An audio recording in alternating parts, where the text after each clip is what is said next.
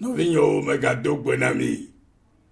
Me dogwe nami le mi ape toklo mi ape de la Yesu Christo kon kome. Si kega nami mon popo ya be mi aka no tu le kapoku ya me.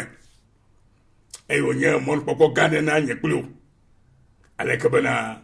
mi aka tengle mo fe nya un. E me nya be enye jicho kare no ha. Be mi no atule kia. E mi to sia ape to penya. Ke egbela mi cho etanya de ne enyanyu sike semiele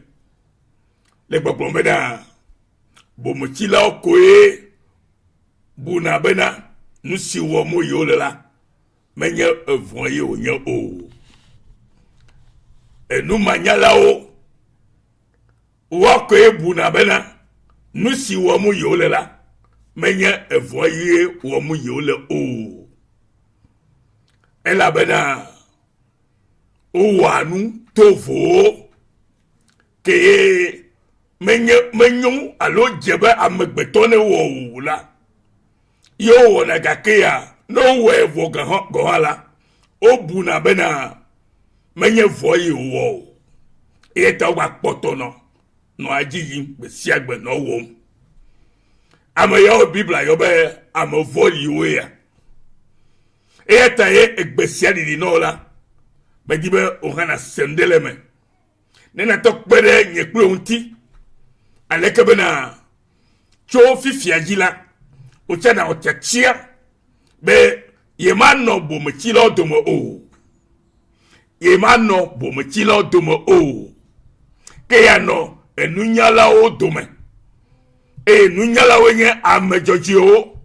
Amesio vo amau. Amesio do atoma ofegbe. Iyo katayi.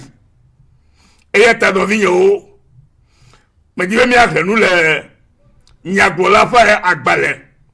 eta ma toku kwigba to me Ecclésiaste chapitre 5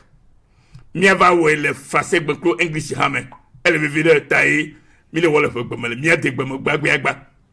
volu ke me dibe na nyale nyasio me le Christian wo gbo we le ke na mi le nyagbola fa agbale etama toku wigbal gogo na mi beleko ebe ne eyina mau va vala fa feme ego be mau va valeli yeye jifo vito ke womi ke memi ke wonu sianu eye mau va vala la be amoro chakula be mau de oli yo yina do fa fe me eta bibla do pejile fi anyu de bena ne eyina mau va la fe mela le nkude wo afode de wu nye anyobe na heyi aketonye ase nyanyela ube na yi ada sa na safo abe alesi bomachila o wona ene elabe na omenya be nusi o wo mu yolela nye evon o Bomechilo kwe bunabe nusi womu yolela menye voye onye o vo owo ke globe yinale chechi home yinale gbedo home la yinabe ya senya nyeye eyete biba gogobe na ne yinade mauva valape apemela lenkude wo afode de wunyi bena kpobere afokeji zore kapere yide enya fonye ya susu nye tayele yindua uwame kere chachi kwame yide ekpode de ya eye ele yide taloji ji nyere nuwa alo le kole yikoa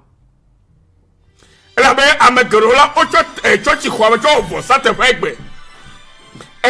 oyi na de tefo mo asavo de oponu fiti nyama bliba ko na lata beno gbe ide ma ofa pe mela ko a ke onye onu vo onu gbegbe onu barabara onu vo la ne ida fi mala go be mawu enye do nyi to acho kayo no bi sera mawu nye do nyi to na masio kata lo be wa to le opachime na de kpɔkpɔ mɔnye dɔmɛ nyɔtɔ na me gbɛtɔ le sia ɖe ke tsia kpikpa bena yàtɔ zi ma wotɔ eye yàgbɛ nu le enu bara wɔ gbɔ yàgbɛ nu le enu vɔri wɔ gbɔ yàgbɛ nu le bometsinu wɔ gbɔ yàgbɛ nu le evɔ kple balabala kple nu gbɛgblẽ wɔ gbɔ eye yàtrɔ zi enu nyi wɔ la eye ta Bible le kpelu dzi na mi le agbalẽ ya me nyagbɔlɔ ƒe agbalẽ me hele gbogbo le mi bena ne eyina ɖe Mawu ƒe aʋala ƒe aƒe me la le ŋku ɖe wo afɔɖeɖe ŋu nyuie afɔke ɖe ale le ŋku ɖe ŋu nyuie afɔka ɖe ale o afɔ nyuie ya ebe yava se nya nyuie ya le nya nyuie gblɔƒe ya alo yi ko be ne kpɔ ye hã be eva tse tsi ne wona consider alo na kpɔ ye ɖe wona hle ɖe ame siwo nye ame dzɔdziwo dome ya awo wo ŋutɔ ela dzesi nu keta le yim ɖo elabe teƒe ma ya la gbedoxɔ me alo tsɔtsi xɔ me la alo Mawu ƒe aƒe me la Mawu ƒe nyanyiwo be sena eye ta wò afɔɖeɖe alo le akpɔ dzi nyuie be yeyina be yase nyanyui eta ye le yi ɖo menye yina be ye dze va sa vɔ ye o menye yina be yava sa vɔ o elabe bometsilawo ya ɖe teƒe ɖo alo gbedoxɔ siwo menye Mawu ƒe gbedoxɔ o la yewo va sena vɔ be Mawu le tsɔ eƒe nu vɔ ke yiwo vɔ wowɔ nu baɖa vɔ metrɔ dzi me o ta me kpɔ ya be wo ke nya asem la na tɔ le wo dzi me gbe ale be Mawu ke nye dɔmenyitɔ Mawu ke nye amenuvela Mawu ke nye lɔlɔ la na tsɔ yeƒe lɔlɔ ma yeƒe amenuve dɔwɔ ma na xɔe na trɔ si wo hã tɔwo ale be nɔvinye to esia me la wo hã la nye ame ke la dze Mawu nu le Mawu ƒe nuɖu anyiwo nu ala dze Mawu nu le Mawu ƒe edo alo nuɖu anyi ke woɖo da ɖe be yàtɔ ɖe mía amegbetɔ la ala dze nu blibo eya ta nɔvinyewo gbe ya le ɖiɖi na ame ɖe gaƒoƒo ya me egbe ɖi na wò togovi ɖe gaƒoƒo ya me ela ye nyɔnuwo ŋutsuwo ɖekakpuiwo ɖetugbuiwo ametsitsiwo ɖeviwo egbe ɖiɖi na wo bena nakpɔ wo afɔɖeɖe dzi nyuie kpɔ wo afɔɖeɖe dzi nyuie vevietɔ nenye be ele yi ɖe Mawu ƒe aƒe me susu ke le asiwo hafi le Mawu ƒe aƒea me yi o eye be ase nyanyuie ya ye la ke yagblɔ be gloire à Dieu alo kafukafu na Mawu vɔ ne nye be ele yiyim be yava sa vɔ si ke gɔme nye bena yava na ga le tsɔ tsia yava tsɔ yeƒe ga ke kpɔtɔ vivitiriwo me ke kpɔtɔ nu balabalawo me yava na le tsɔ tsia koa ke ele fia be Mawu xɔ ye la me be menyi nenema o yina o ke dzimetɔ trɔ ye ala trɔ dzime nɔvinya ala gbe nu le wo agbe fitifiti nɔnɔ gbɔ eye ala trɔ ɖe Mawu ŋuti blibo eye te ne ɖe tsɛtsi xɔme la tsɛtsi xɔ ye le afi ma akpɔ bo yi bena haleluya ne ele afɔ nyuie ɖem afi li yi ma hã ele be anyo be na yi ake to nyuie ase enya ke nye agbenya ke nye xɔxɔnya ke nye ɖeɖenya ke nye agbemavɔnya ke nye awɔ be wohã le anyi dome le Mawu ƒe kesinɔnuwo kple ŋugbedodowo katã me elabe ayi be yeaɖo to Mawu ƒe gbe eye nya siwo gblɔ le teƒe ma ke nye Mawu ƒe aƒe me la yatsɔe ɖe tɔwo me ye le akpe le to bena wohã atrɔ zi nunyala maganye abunɛtɔ o maganye bometsila o maganye enumanyala o ke atrɔ zi nunyala aɖaŋudzela nunyala esidzela kple ame siwo wɔ be wòakpɔ gome le Mawu ƒe ŋugbedodo katã me eya ta nɔvinye esi ke le ya se la se gɔme bena megayi ɖe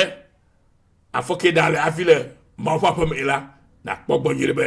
enye afɔ nyuie keɖe le be va se nyanyuie le Mawu ƒe aƒe me eye nakpɔ gbɔ nyuie bena to sia me la ye gbɔ la yagbɔ kple mɔ ƒe ametakpɔkpɔ kple ƒe amenuveve kɔxɔ si ke tsɔna míawo katã be míakpɔ ɖeɖe to me le Yesu Kristo ƒe ŋkɔme. Eya ta Mawu ne yra gaƒoƒo ya me be ese nya yawo eye wòaɖe vi na wo hã ke ɖe le Yesu Kristo ƒe ŋkɔme lo. Mise mia nɔvi Yesu nyo woyra Mawu lolo avɔdziɖola ƒe gbe tso True Forgiveness Mission Australia. Mawu ne yra wo eye medo gbe ɖa tso gbedzi bena ewo ke ya ɖe Mawu ƒe aƒe me tsã kple susu makɔmakɔ kple susu aɖaŋuɖeɖo vɔɖi be ya yi ɖe Mawu ƒe aƒe Mawu le kpɔ nu. Eya ta medo gbe ɖa ɖe tawò le Yesu Kristo ƒe ŋkɔme be afɔke aɖe ayi ɖe gbedoxɔ me alo yi ɖe Mawu ƒe aƒe megbe la nenye afɔɖeɖe nyuie ke le axɔ ke le yi ava se Mawu ƒe nya menye yi be yava di asi le tsɔtsia o menye be yatsɔ eƒe enuvɔ ƒe ga nubarabake ƒe ga va da ɖe tsɔtsi gba me o ye la na be akpɔ ɖeɖe o awo medo gbe ɖa bena nɔnɔme ame le geɖewo wɔna ne nɔ te azɔ le Yesu ƒe ŋkɔme be Mawu ƒe gbɔgbɔ kɔkɔea ne ɖu fia la gbɔ dzi ne wò afɔke aɖe azɔ hã enye afɔ nyuie ke aɖe ava se Mawu ƒe nya nyuia hena wo ɖeɖe kpɔkpɔ lo le Kristo Yesu ƒe ŋkɔme. Amen.